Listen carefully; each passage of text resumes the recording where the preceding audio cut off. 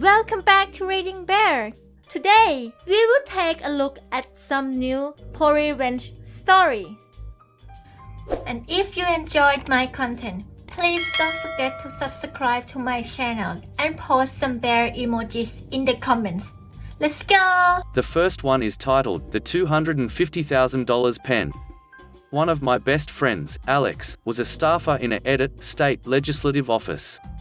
His boss was head of a key Senate budget committee, so there were always people coming to solicit her support for a particular project or grant or whatever. Someone representing an arts program that was looking for a $250,000 grant is waiting. I'll call her Lobby Ann. She comes up to the reception desk and asks for a pen. The senator keeps giveaway pens with her name on them in stock, reasonably nice ones, so Alex reaches over to the can where the pens are. Lobby Ann says something along the lines of, "Well then the senator will know that I showed up without a pen." So what? She looks across the desk. Alex has some work spread out with his own favorite pen, an expensive one with lapis inlay and engraved with his name and term of office of a campus organization. Lobby Ann reaches over, snatches it up and drops it in her purse. Alex, who is a very polite person, is completely gobsmacked and then tells Lobby Ann that's his personal pen and not up for grabs. Lobby Ann gives him a contemptuous look and refuses, very rudely. One of the sad, funny things about this story is that she uses a slur that Alex was not sure was a reference to his heritage, Asian, or his perceived sexuality. Oddly enough, given the nature of the stolen object, either slur ended with ink. Alex, confused and deeply upset, sits back down while Lobby Ann flounces back to the waiting area. In a few minutes the senator comes out to get Lobby Ann. As they're walking past Alex's desk, he stands up and says in a very clear voice, "I'm going to need my pen back." Lobby Ann stops in her tracks, as does the senator, and Alex says, calmly, "I may be a slur or a slur, whatever you want to call me, but that pen is precious to me. You stole it right off this desk and I want it back." The senator kind of gasps and says, "She stole your lapis pen? She called you a slur," and then she turns to Lobby Ann, who is frantically fishing around in her purse and stammering something about just borrowing it, and says, "Give it back." Once the pen is back in Alex's hands, the senator says to Alex, "Come on back, I need you," and turns and walks back into her office, leaving Lobby Ann standing there as the senator shuts the inner office door in her face. Then the senator picks up her purse, smiles a big bright smile and says, "Want Starbucks?" So she and Alex go out the side door and across the street. They could see the front door of the office from the Starbucks. It apparently took Lobby Ann about 5 minutes to realize how bad she'd ducked up, and that she was not going to see the senator that day or any day, and that the project she was going to ask for money toward was probably doomed as well. She'd lined up strong support in the House, so it might have made it through, though it was not the kind of project the senator favored. When she came slinking out, she almost certainly saw Alex and the senator sitting there drinking their drinks. Alex always ends this story with, "That was the best coffee I've ever had."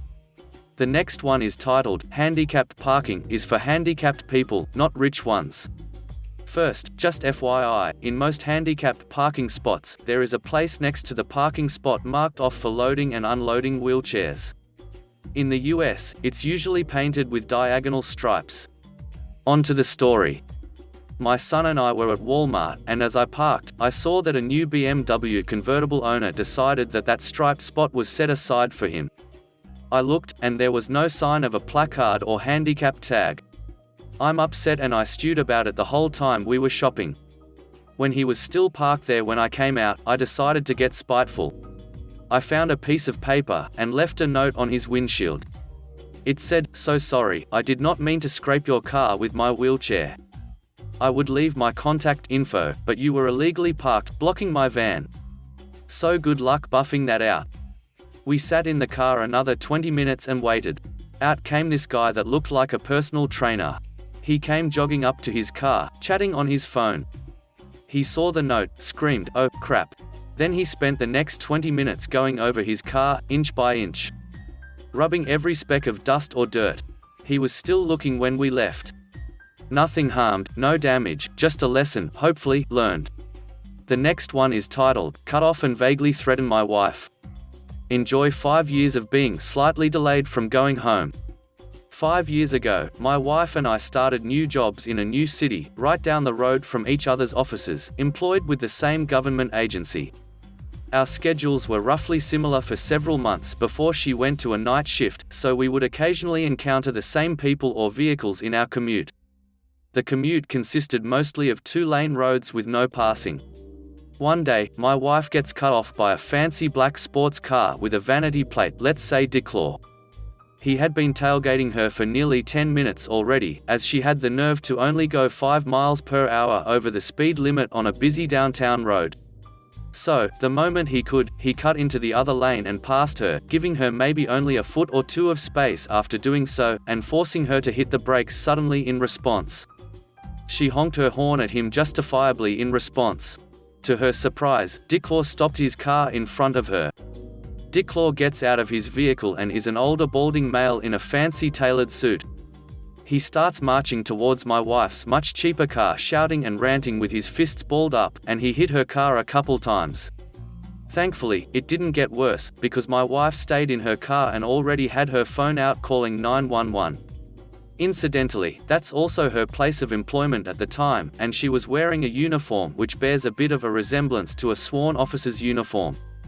Dicklaw apparently notices all this, apparently also taking note of her name tag, after putting a crack in her windshield, and immediately heads back to his car and drives off.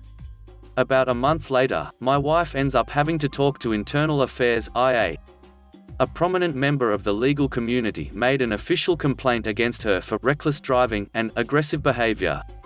IA thankfully is run by some awesome people, and we had the physical damage to her vehicle that we photographed, a partial recording of his shouting from the 911 call, and the responding officer's report. The complaint was dismissed as unfounded. Due to Dicklaw's prominent status as an attorney locally for almost 30 years, nothing more could come of it legally. My wife moved to night shifts and my own schedule adjusted slightly, and I was working a typical 9 to 5, heading from an office along mostly the same route that my wife followed. Lo and behold, I soon discover that with my adjusted hours, I was leaving from the same parking garage as Dicklaw every day of the week at the same time. For the past nearly 5 years, I waited for him almost every day of the week, and made sure to drive home in front of him at exactly the speed limit. This easily extended his home commute time by 5 to 10 minutes each day, depending on how much other traffic was on the road. He tried tailgating me, changing his hours that he was at the office, and multiple other ways to escape this delay in getting home, but thanks to an accomplice in his office, I never had a problem learning his schedule or what vehicle he was driving when he sold his old one. During times when I would take a vacation, I had comrades from my department take up the mantle of driving slowly home to inconvenience this guy. I've gone through 3 cars in the ensuing time frame, but he never seemed to want to make a confrontation of it. As of 3 months ago, I moved to a new office building and Dicklaw retired shortly after. The saga has ended, and I can only assume he's off to enjoy a retirement of kicking babies or whatever it is lawyers do in their free time. It was a good run, and would always fill me with satisfaction at the end of each day, no matter how much crap I may have faced. The next one is titled, "The Day I Ripped Off a Used Car Salesman." Buying an old car is always risky, and some of the dodgy dealers where I live have no morals at all. I've always been reasonably lucky, and my dad was a mechanic, so he taught me the basics, but I know a few people who've been burned pretty badly. This is about the day I got a bit of revenge against one of them. My car had developed a fault, it started and ran fine but had no power at speed, and there was a pretty nasty burning smell coming from the engine bay. It turned out there was a common fault on this model where the oil feed pipes for the turbo, which were plastic, narrowed with the heat and the turbo started to disintegrate. It was just too late to get the factory recall. It meant at least a new turbo and stripping the top of the engine to check for damage to the bores. Best case scenario, it would cost more than the worth of the vehicle to fix. Worst case, I threw away a load of money to be told it was screwed. I didn't want to sell it privately and rip off a member of the public, but one of those dodgy dealers? There's one place near me that advertises that they will buy anything you bring in, but they always pay minimum value and often considerably less than the car is worth if they sense that you don't know what you are doing, or are desperate. I rang up and acted clueless, got a suggested price, subject to inspection, and agreed to take it in. The day before I took it in, my girlfriend managed to clip the gatepost and knock the passenger door handle off. I carefully glued it back on, figuring it would last 1 or 2 openings before disintegrating again. Then I drove over to this dodgy dealer, and halfway there, when the engine was nice and warm, I pulled over, popped the bonnet and poured a bottle of liquid air freshener from one of those devices you plug into the wall in your house over the engine. Over the next couple of miles, the perfume boiled off the engine and brought a beautiful, fresh smell through the air vents, masking the smells of oil and burnt plastic. The dealer tested the car in the parking area. Of course it ran fine at low speed, but he hummed and hawed and offered me a price quite a bit lower than the one made over the phone. I made a big show of disappointment but took his money, shook his hand and walked to the pub over the road, where I bought a pint for the old lads playing dominoes by the fire. The next one is titled, "Berate Me, the Customer Service Rep." Oh no honey, not when you're under the influence. A few years ago I used to work overnight 11 p.m. to 7 a.m. for an insurance company. I did roadside service, which consisted of people calling in about a flat tire, dead battery, or in this case, keys locked in the car. I'd then call and pay a contracted company to go out and help. So around 3 a.m. my time, a woman calls in from Phoenix for help.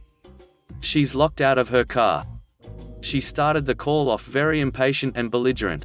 First off, she was slurring heavily, so I was having a hard time getting her address. Which I guess was my fault. I had to have her repeat the city a few times since I genuinely could not understand her. She hated this and began mocking me and implying I wasn't from the country, which I in fact was. Apparently, my southern accent didn't allude to that. Anyway, once I get the address, I asked what the address was for a reference for the locksmith. House, store, gas station, etc. She said it was a house. I looked it up in Google Maps and it was, in fact, a dive bar. Aha! Put her on hold to call the locksmith. Once I got back over, she continued to be generally displeased and angry at me personally. It would take 45 minutes for the locksmith to get there, which is actually a decent time, especially past midnight. It was my fault she'd have to wait for her keys. Whatever. I hung up with her and Googled the local police. Called them and reported her for potential DUI. Mostly because she upset me. Sure enough, about 45 minutes the locksmith called back saying he couldn't perform the service. I could hear yelling in the background. Apparently, the woman began fighting with the police when they arrived and was being arrested by the time the driver showed up. Her boyfriend, husband, who the driver said seemed sober, was trying to talk him out of it. So it turns out she did have a DD, but her drunken anger made her start fighting the police that showed up. Be nice to call center employees. Next one is titled, "The Mother-in-Law Bribe Backfired." This is not my story. This was told to me by a woman I knew from work several years ago. She's a very sweet nurse.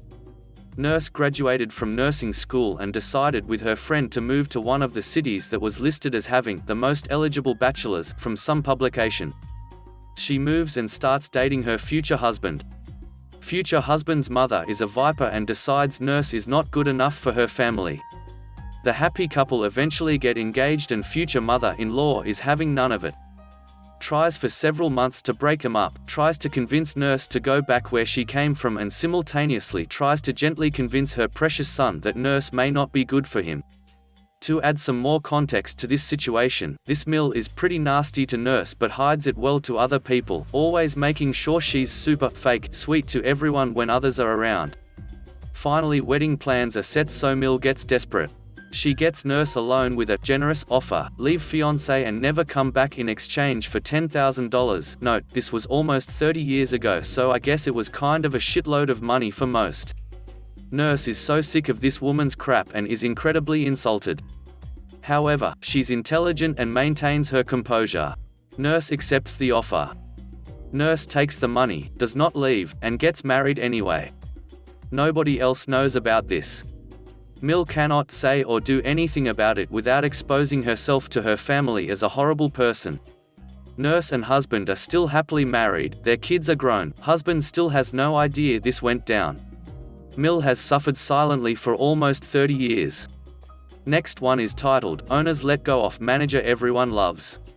I worked at a bar that had a very large family-like group of employees and regulars. We all worked the busy weekend shifts that were normally 3 people deep. The bar looked like Cancun during spring break.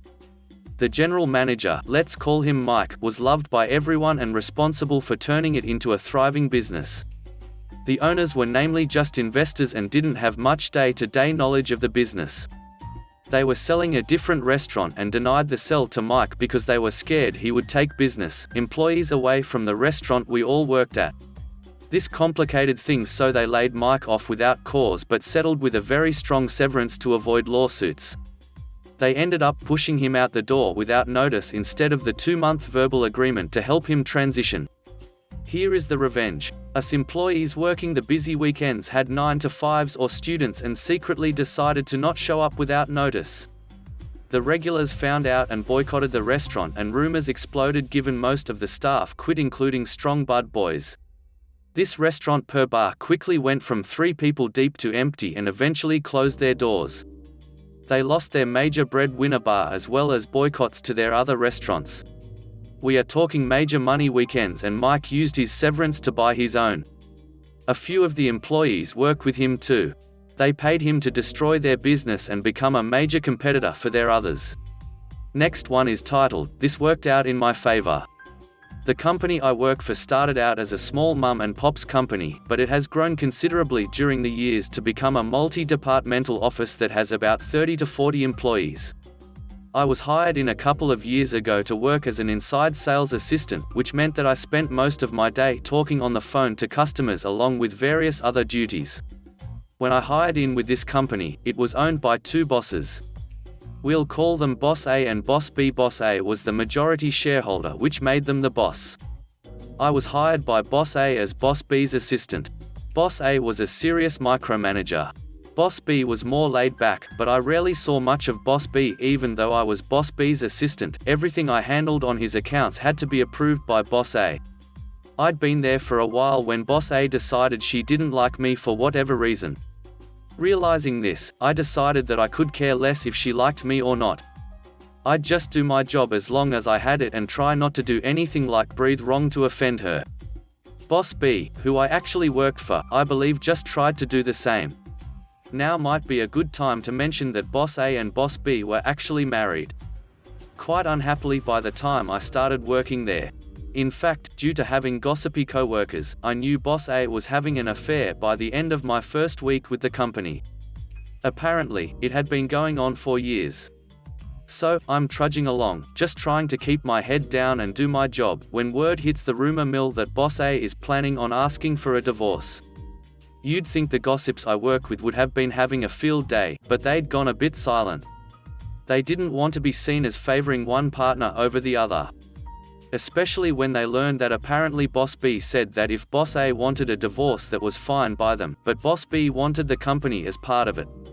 And he got it. As part of their divorce, Boss A sold the company to Boss B, who became the sole owner. Boss A stayed at the company as an outside sales rep and had to give up their office in the building and a large number of accounts. Boss B turned Boss A's old office into a break room for the sales department. While that was part of the petty revenge, it isn't my favorite part. Boss B then decided that I should be promoted to junior sales rep and trained under the best rep in the company. And the accounts that Boss A got taken away, yeah, they became mine. And while I know I'm good at my job, I have absolutely no doubt that Boss B considers my success to be pretty revenge against Boss A. Last one is titled, Taught Insecure X a Moral Lesson, via Revenge. Trigger warning if you're easily grossed out, kids. My 29 male ex 26 female Kelly was always insecure. She had some great qualities, especially her looks and openness in the bedroom. But her insecurity tended to ruin things. We come at a restaurant and if the waitress smiled at me, she'd suddenly lose her appetite and demand we leave.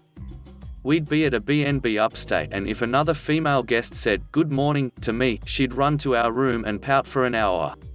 Anytime I put down my phone, she'd pick it up and scroll through my messages to see if any other girls were trying to lure me away. That kind of garbage. After a year of dating, my best friend, Ray, male 28, pulls me aside at our gym, pretty much the only place Kelly doesn't pepper me with messages when I'm not with her, to tell me that Kelly's been telling all of her girlfriends that I have a small penis, that she's never satisfied in bed, and she tells them the only reason she stays with me is because it's something obviously genetic and beyond his control. Ray found out from his girlfriend, apparently when she was retelling a series of jokes about me that have made their way around Kelly's girl group, who happened to also be a close friend of Kelly's. Ray set his girlfriend straight, telling her that he's seen me in the showers at the gym and it's a lie. At first, I'm really upset. I knew Kelly was insecure, but damn, that's some cheap BS to tell people. I knew I was going to break up with Kelly, but Ray, the devious bastard that he is, decided to fight fire with fire. So he went back to his girlfriend and told her that the reason Kelly isn't satisfied in bed is because she and I don't have sex. Why? Because Kelly has something seriously wrong, her lady parts. He went on and on about how I complained about the smell, the discharge, how she ruined my mattress with her stench, everything he could possibly think of, even comparing her, on her best day, to smelling like a garbage can full of rotting shellfish on a hot summer day. Ray called me to tell me the deed was done. His girlfriend, of course, ran back to the group and started sharing the new gossip. It only took a couple of days for it to get back to Kelly. Apparently, they were out drinking at a regular bar my friends frequent, and she kept hearing the phrase, "Smelly Kelly," from a few of the guys there. Ray repeatedly told the story to as many people who would listen. It took quite a few drinks before Ray's girlfriend finally told Kelly that they all knew about her problem, and Kelly went ballistic. She dragged half of the group back to my apartment and demanded I tell them her lady parts aren't disgusting. After laughing for a bit, I told her shouldn't be ashamed about something that's obviously genetic and beyond her control. She called me all sorts of names and told me she was breaking up with me. I joked that I'd be saving a ton of money on air freshener and slammed the door in her face. Ray came over later and we emptied a case of beer laughing about it. There's more revenge, too. I've hooked up with two of the girls in Kelly's group who were curious enough to see if Kelly really was lying about me, and, according to Ray's girlfriend, Kelly won't go to our regular bar anymore because she keeps getting called "Smelly Kelly" by random guys and some women. Hope you enjoyed my story. Not petty, not nuclear, but regular revenge. Right? Thanks for listening.